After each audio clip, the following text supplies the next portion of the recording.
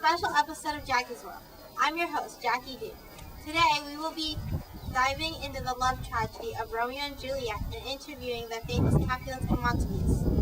So, let's start with Romeo. Romeo, tell us, do you regret killing Tybalt? Of course. Killing Tybalt got me banished, and getting banished meant that I couldn't see my beloved Juliet. Aww. Oh, Romeo, that is so sweet. I still can't believe you married her. She's just a kid, and for God's sake, she's not a Betty.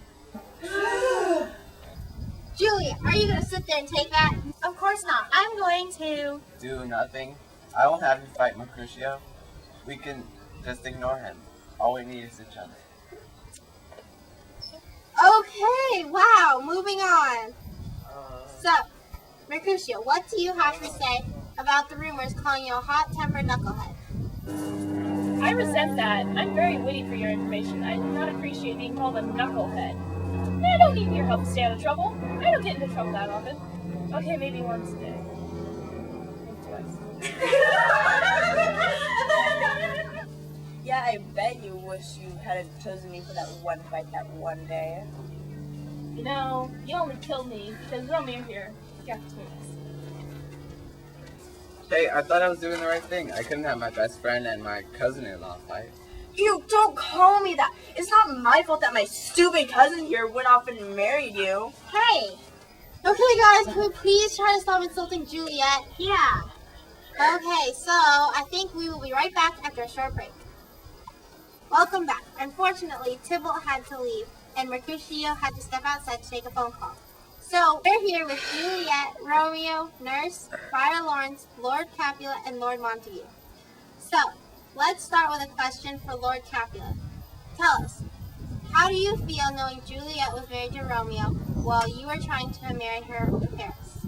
Well, I'm outraged. I mean, lying to us, marrying without our consent is bad enough, but marrying the enemy? Come on, just stab us with a knife. But I love him, and you wouldn't have let me marry him. You would have married me to Paris. Hey, what's wrong with her? I mean, he's perfect. Just ladies with prince and like high social standing and stuff. I told you to marry him, but did you listen? No, you had to go make a silly plan with the friar to go fake your own death. Did you even think about what other people would think? Why should I? I mean, my family didn't care about me. Nurse, you knew I was married to Romeo, and you still told me to marry Paris. What? You knew about this and you didn't tell us? We trusted you to keep our daughter safe, and this is what you do? You go help her get married in secret? How can we ever trust you again? You were in so much trouble, Missy. I can explain. Okay, I'm sure you can replace friend. So, Friar, was it really a good idea to marry Romeo and Juliet and then give Juliet the sleeping potion? Well, I thought I was doing the right thing. I mean, I had really good intentions. The potion that I gave to Juliet was just so she shouldn't kill herself, okay? The fact that the wedding got moved up and everything didn't bother at all. You think? I thought she was dead. And then she woke up and found me and killed herself. How's that a good plan? Well, I thought I would let you know in time. I didn't realize that you would find out about Juliet's death so quickly. And I had no idea you would go to an apothecary and buy poison. Nobody ever does that. Did any of you see that coming? No way! I thought he was going to kill himself with a knife. I know, it's so weird. Nobody ever kills himself with a poison. They always use knives. So, I didn't know. So, Romeo, why did you kill yourself with poison instead of a knife to the heart? Well, I was planning on killing myself in Juliet's tomb so I could see her before I died.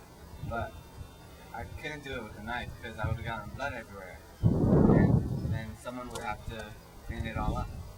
Now I feel bad, because that's how I went. Now I want to apologize to whoever had to clean up after me. Don't feel bad because then I'll feel worse for making things happen. Well, then I'll feel bad because you feel bad. Well then, I'll... Okay, that's all very well and dandy. But we're still on air. So let's go to Lord Montague. So, Lord Montague, do you blame the friar or the apothecary for Romeo's death? No, not really. The friar has to tell Romeo their plans. But it's not Friar John's fault. It's not delivered the letter. And apothecary had lived. He had survived. He had no money. He was poor. And Romeo He wouldn't have bought poison if he didn't buy poison from a pumpkin. He would still buy it from someone else. I don't blame them. Well, we do. I mean, you didn't have to resort to giving Juliet a sleeping potion. She's 13. How could you? She turned to you for guidance, and there are so many other options you could have done, but instead you end up killing Romeo and Juliet. How could you? I do admit that I could have found other options. Well, that helps us a lot now. I mean, we died because you didn't feel like sharing other options. Well, I'm sorry. I really thought that the plan would work. I mean, it wasn't too bad until everything turned out bad. But really, the plan was so much fun. I mean, I got to use my plants, and usually they're so useless. So you traded my daughter's life for a little bit of fun? Well, it sounds so bad when you put it like that. How would you put it? Because you didn't find another option. My son died. My son killed himself just because of his wife. I can't believe you did that. Everybody else died. You should have died. Hey now, hold on. I took responsibility for all this in the end result was fine. I mean, the feud did end. I mean, the price was so high. Tybalt died, Paris died, Romeo died, Juliet died. I mean, even Lady Montague died. Hey, don't forget about me. I died on this path of peace too. Besides, why did the fighting have to end? It was so fun, you know? God, all that taunting.